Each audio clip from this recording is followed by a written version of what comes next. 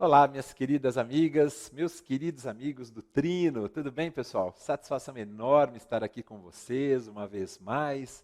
Estamos iniciando aqui o nosso módulo 2, mais uma vez gravando nos nossos estúdios aqui de Poços de Caldas com o querido amigo Edu. Pessoal, vamos lá então?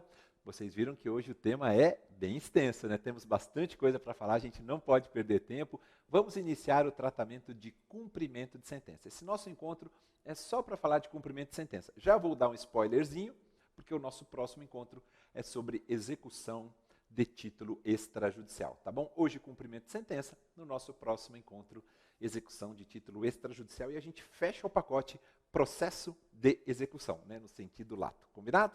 Então vamos lá, pessoal.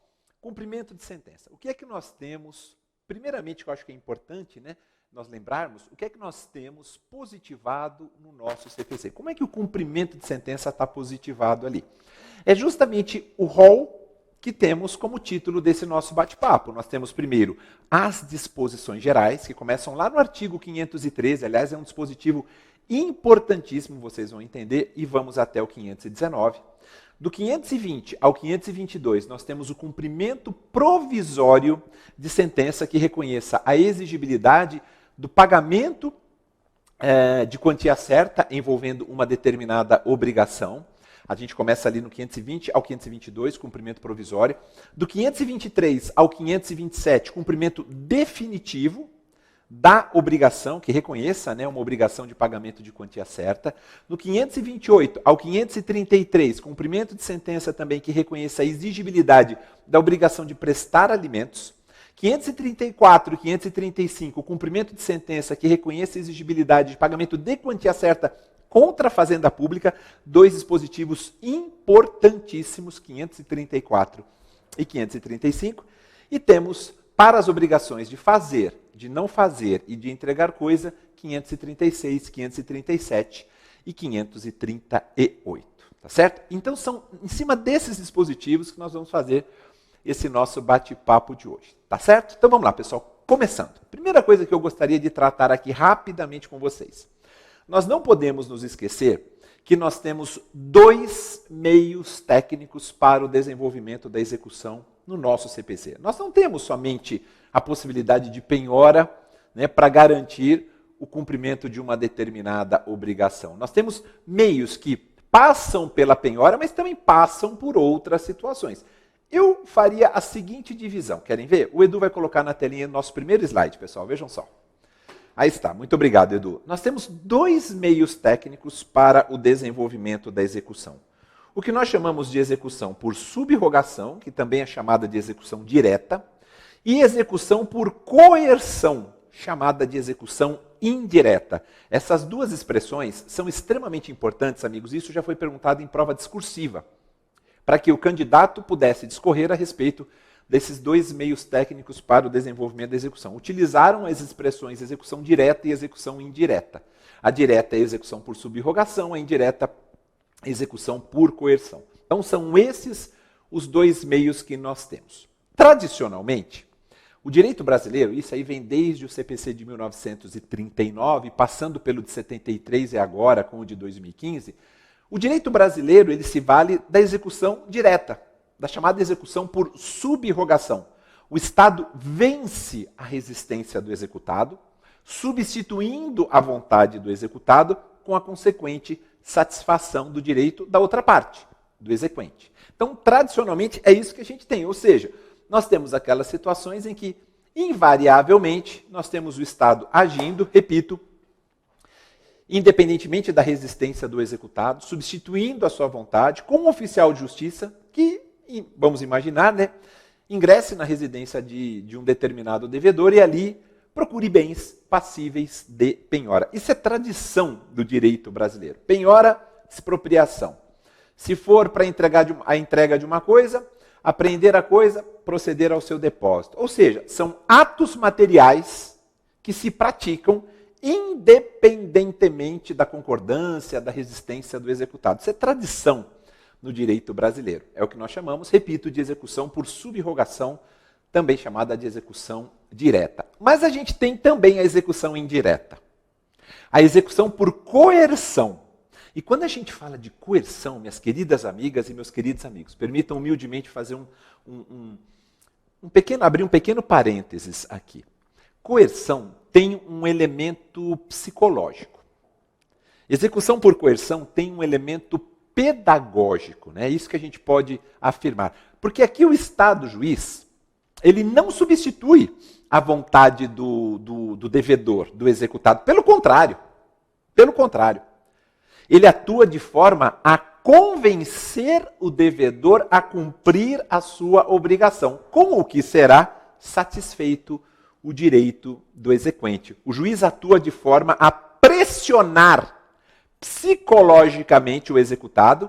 Para quê? Para que ele modifique a sua vontade inicial, a sua vontade originária de ver frustrada, né, aquela satisfação do direito do exequente. Tem um elemento pedagógico, tem um elemento psicológico, para o bem e para o mal. Vocês vão entender o que é que eu quero dizer.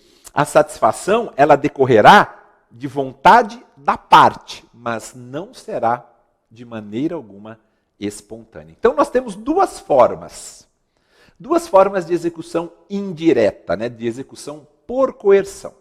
Vamos dar uma olhadinha primeiro, meus amigos, naquilo que nós chamamos de forma de uma ameaça de piorar a situação da parte, caso ela não cumpra a respectiva obrigação. Ah, Maurício, já sei.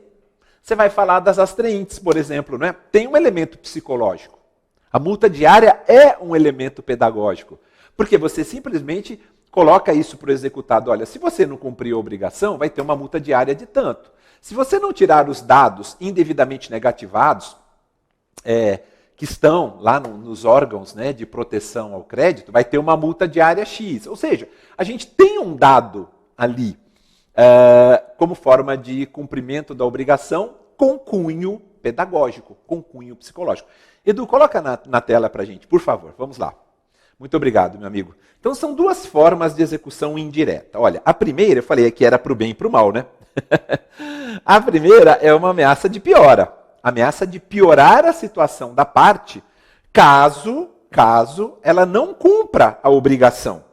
Eu citei um exemplo, né, que é bastante comum, de retirar os dados do SPC, do Serasa, uma obrigação de fazer, né?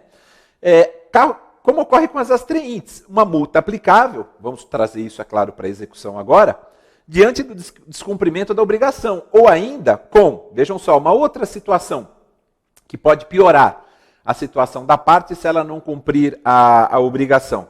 Vou destacar aqui com marca-texto. Prisão civil. Na hipótese do devedor de alimentos, claro que tem uma situação, um elemento psicológico. Olha, se você não pagar, você pode ser preso. A única hipótese que a gente tem de prisão por dívida civil. E só lembrando, né? Só lembrando, por gentileza, queridos amigos, eu sei que vocês sabem, prisão civil, somente aquela relativa aos 3 últimos meses de débito, né? Os meses anteriores nós vamos cobrar como se fosse um cumprimento de sentença envolvendo pagamento de quantia certa. Voltando ao nosso slide, pessoal, vamos lá. Então temos mais, obrigado Edu, temos mais uma situação aqui também, que é o protesto da sentença, está lá no artigo 517, a gente vai falar rapidinho dele, e também a possibilidade de inserção a requerimento da parte do nome do executado em cadastros de inadimplentes. Está lá no artigo 782, parágrafo 3º. 782, parágrafo 3º. Evidentemente que está lá no capítulo destinado à execução de título extrajudicial, mas a gente aplica tranquilamente ao cumprimento de sentença. O parágrafo 3º basicamente diz assim, amigos, que desde que a parte formule o requerimento, o juiz pode determinar a inclusão do nome do executado em cadastros de inadimplentes, né? Então vejam, eu trouxe um exemplo logo no início, pensando aí numa ação de obrigação de fazer, trago exemplos aqui de execução, propriamente. Então execução indireta passa também pela ameaça de piora da situação da parte, caso ela não cumpra a obrigação. Mas também, pessoal, pode passar por uma possibilidade de melhora da situação. O elemento psicológico, como eu disse, é para o bem e para o mal. Primeiro foi para o mal, né? Agora a gente vai para o bem, Edu, por gentileza. Coloca aí na telinha para nós. Vamos lá. Muito obrigado. Aí está, pessoal. A segunda forma de execução por coerção, execução indireta, consiste na oferta de uma melhora, não de uma piora, mas de uma melhora na situação da parte, caso ela cumpra a sua obrigação. Como ocorre com o artigo 827, parágrafo 1º. O 827, amigos, ele trata da execução de título extrajudicial, né? Parágrafo 1º, que prevê um desconto de 50%, isso mesmo, amigos, 50%, metade, né? No valor dos honorários advocatícios, no caso de pagamento do valor exequendo no prazo de 3 dias da citação. Porque todo mundo sabe que quando você fala de uma execução de título extrajudicial, assim que despacha a inicial, o juiz fixa de plano os honorários advocatícios de 10%. 10%. Está no caput do artigo 827, tá bom? Eu só trouxe aqui o parágrafo 1º, mas claro que vocês lembram do caput do 827. Perfeito, pessoal? Então percebam, é assim que funciona. Eu não poderia, eu sei que o nosso tempo é muito curto, eu não poderia começar a falar de cumprimento de sentença, e aqui é o momento da gente respirar fundo mesmo, né, amigos? Sem antes destacar os meios técnicos que a gente tem para materializar esses atos, seja no cumprimento de sentença, seja na execução de título extrajudicial, né, que é o que a gente vai ver no nosso próximo encontro. Tá certo, pessoal? Então são essas as situações que nós temos. Ok, Maurício, mas antes que você entre propriamente no cumprimento de sentença, eu sei que você vai falar um pouquinho das características de cada uma das espécies, né, de cumprimento de sentença, das modalidades obrigacionais. Você já falou logo no início, vai falar de pagamento de quantia, obrigação de fazer, não fazer, entregar coisa, alimentos, cumprimento de sentença contra a fazenda pública. A gente imagina um cumprimento definitivo. Mas a gente tem previsão de cumprimento provisório também, não tem? Temos. E cumprimento provisório, pessoal, é um tema que é muito perguntado, mas muito mesmo, principalmente em provas objetivas. Ou seja, é uma autorização para que um título executivo surta efeitos concretos, mesmo enquanto existem recursos pendentes de exame perante as instâncias superiores. Então é basicamente o seguinte, eu tenho uma sentença condenando alguém a pagar uma determinada quantia, apenas um exemplo, a outrem, eu tenho recurso de apelação, em cima dessa sentença, o recurso está lá no tribunal para ser analisado, e eu resolvo iniciar um cumprimento provisório, não definitivo. Por que não definitivo? Porque a gente tem um recurso ainda lá no tribunal, um recurso de apelação contra essa sentença. Mas mesmo assim, eu como credor, eu falo, olha, dificilmente a sentença do juiz será reformada, cassada, seja lá o que for. Eu vou iniciar um cumprimento provisório. Eu quero ganhar tempo. Eu penso em economia processual, eu penso em celeridade, eu penso em duração razoável do processo. O cumprimento provisório de sentença, ele de uma certa maneira, pessoal, também tem um caráter pedagógico, psicológico aí. Por quê? Porque como ele é provisório, ele acaba desestimulando a interposição de recursos meramente protelatórios. A parte que foi condenada a pagar uma quantia fala assim, caramba, a parte contrária, a parte vencedora, ela está tão certa, que ela já está iniciando o cumprimento provisório. Então, de uma certa forma, isso pode desestimular, né, a interposição de recurso pela parte vencida. De qualquer maneira, pessoal, eu recomendo a vocês, nesse sentido, a leitura de 3 artigos, 520, 521 e 522. 520, repito, 521 e 522. O que é que a gente extrai desses artigos, praticamente? Quando a gente olha para o 520, ele nos diz o seguinte, olha, o cumprimento provisório da sentença, impugnada por recurso, claro, desprovido, né, de efeito suspensivo, porque se tiver efeito suspensivo vai parar tudo. Então, interposto um recurso que não tenha efeito suspensivo, o recurso de apelação contra essa sentença, o cumprimento provisório da sentença será realizado da mesma forma que nós temos em relação ao cumprimento definitivo. Mas aí a gente tem algumas características que a gente extrai desse 520. E aí o legislador diz, ok, credor, vencedor, você quer iniciar o cumprimento provisório? Sem problema algum. Corre por sua conta, por sua iniciativa, por sua responsabilidade, iniciar, claro, esse cumprimento de sentença provisório, mas fique fique ciente de uma coisa. Se por acaso a sentença for reformada, você que está iniciando aí o cumprimento provisório, terá a obrigação de reparar os danos que o executado tenha sofrido. A gente chama isso de teoria do risco hífen proveito. Quando a gente falou de tutelas provisórias, nós mencionamos essa expressão, né? Teoria do risco hífen proveito. Tudo que é provisório. Liquidação provisória, tutela provisória, cumprimento provisório também. Não é definitivo. Então saiba, você está iniciando algo que sobre o qual ainda não temos definitividade. Se não temos definitividade, então saiba que se ocorrer alguma mudança, você será o responsável. Você vai ressarcir todos os prejuízos que a outra parte eventualmente tenha tido. É isso que nós precisamos colocar em mente. Teoria do risco hífen proveito, está no 520, inciso 1º, pessoal, que é materializado por uma responsabilidade objetiva, tá certo? Mais ainda, pessoal, vai ficar sem efeito, né, sobrevindo esse cumprimento provisório de sentença, ele fica sem efeito, sobrevindo uma decisão que modifique ou que anule aquela sentença que está sendo objeto da execução. E você restitui as partes, né, ao estado anterior, ao status quo ante, e liquidando-se todos os prejuízos nos mesmos autos. Não tem que se fazer isso em autos apartados. Repito, vai ficar sem efeito cumprimento provisório de sentença se sobrevier uma decisão que modifique ou que anule aquela sentença objeto da execução.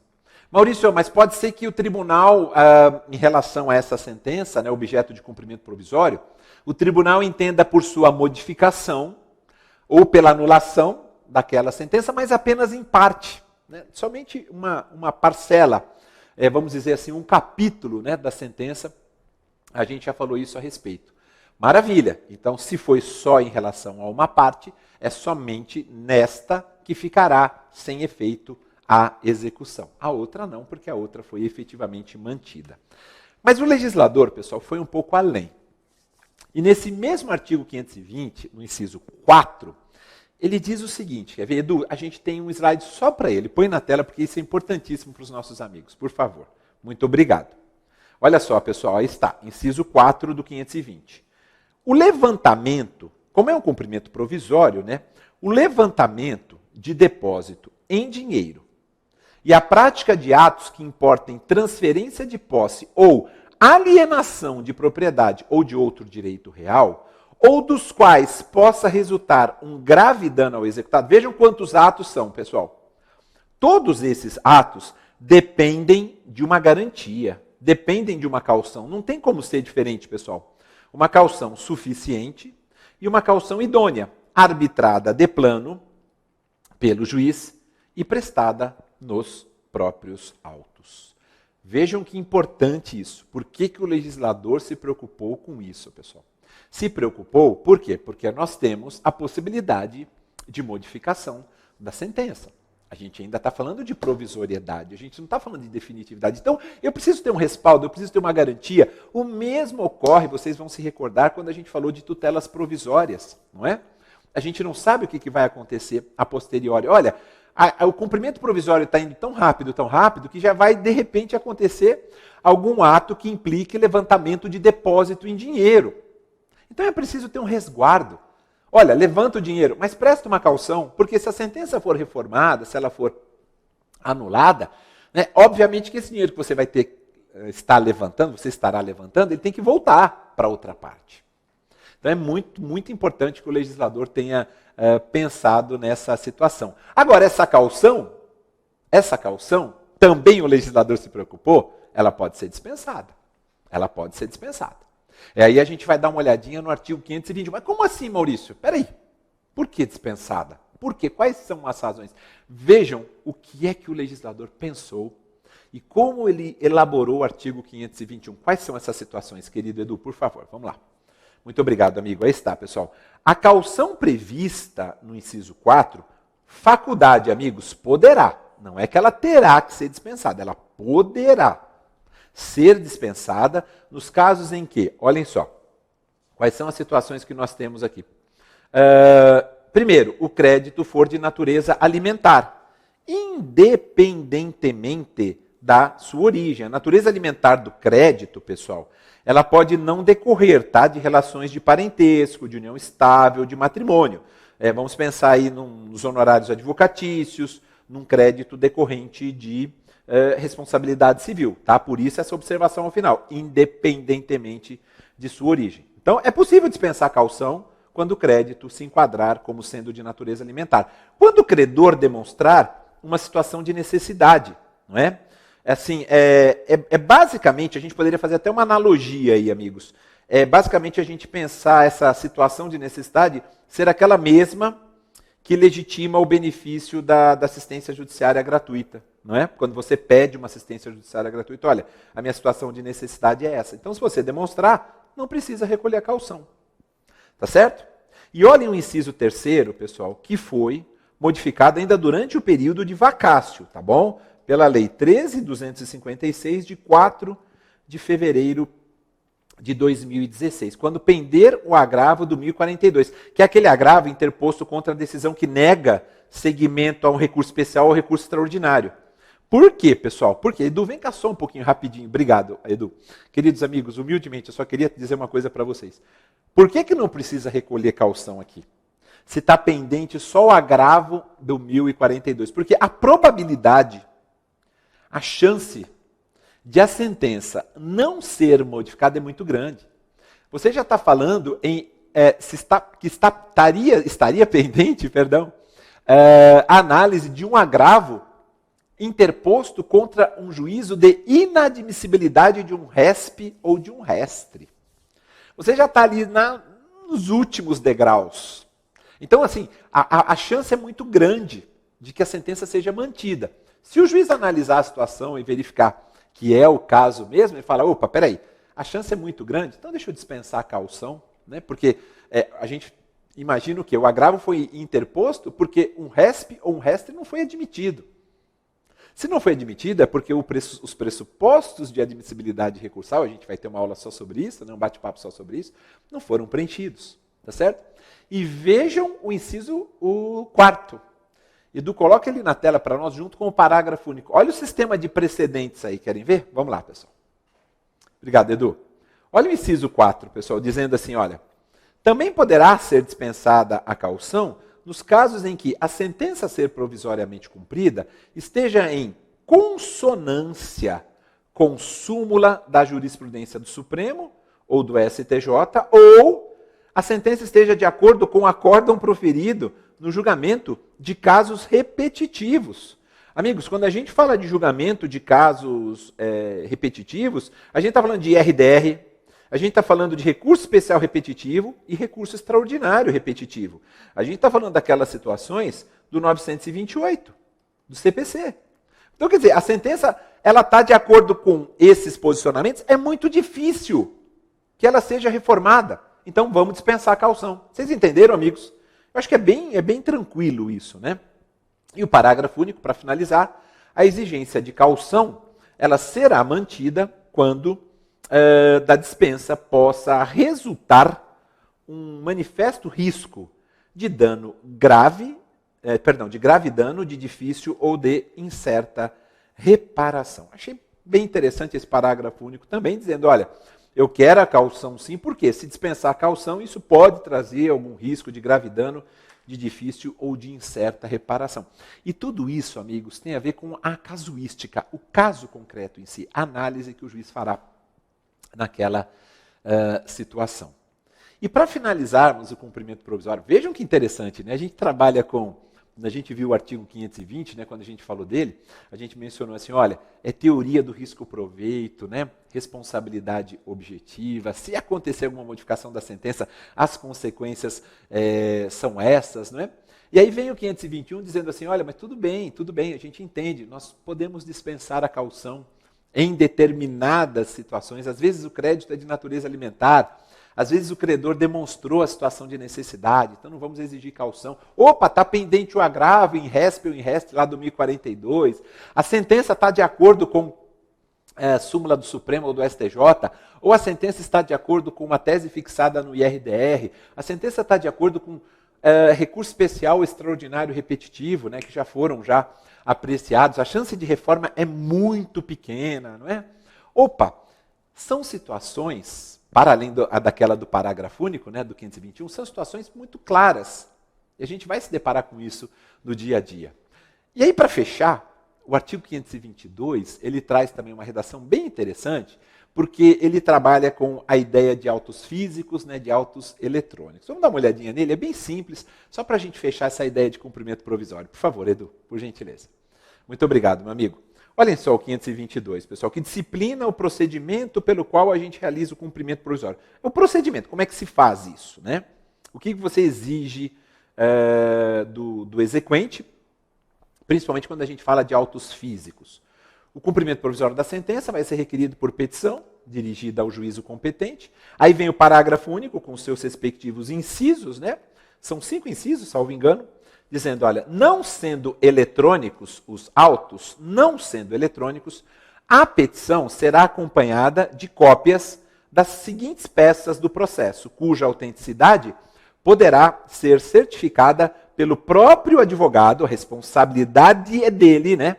Sob sua responsabilidade pessoal. Vejam só, obrigado, Edu.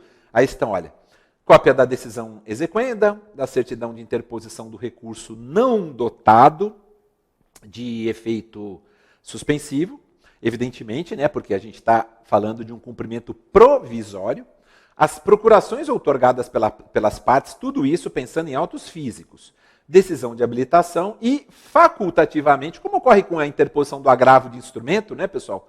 Pensando principalmente nos autos físicos, outras peças processuais consideradas necessárias para demonstrar a existência do crédito. O procedimento é muito simples, pessoal, muito simples. Ah, Maurício, beleza. Acho que tudo bem, deu para entender tranquilamente como é que se dá esse cumprimento provisório. Agora, e quando eu estiver falando de cumprimento provisório contra a Fazenda Pública? Para a gente encerrar, amigos, esse nosso primeiro bloquinho. Eu adorei essa nossa evolução, adorei mesmo. Bom, execução provisória contra a Fazenda Pública, a gente vai esbarrar, quando for pagamento de quantia, né? A gente vai esbarrar na questão de precatório, de RPV, a gente tem que lembrar do artigo 100 da Constituição. Segundo o artigo 100, aliás, já que nós estamos falando dele, né, a expedição de precatório depende de a sentença ter transitado em julgado.